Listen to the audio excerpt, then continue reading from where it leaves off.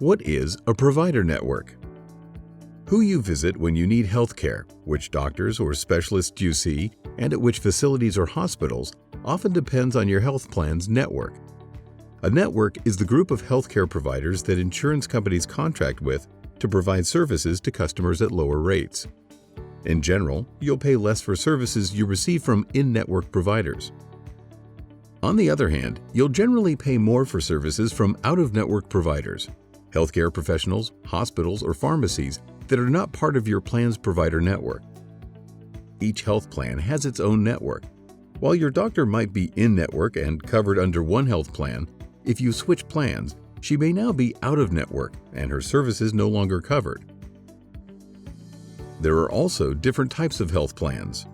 For example, a preferred provider organization, or PPO plan, gives you more freedom to choose your providers. A health maintenance organization, or HMO plan, can be more cost-effective, but limits who you can see, leaving you to pay all costs if you visit a provider outside your network. It's always a good idea to check with your health plan or provider, especially if they're new, to see if they accept your insurance before you visit. Otherwise, you may be responsible for some or all of the costs for services that aren't covered.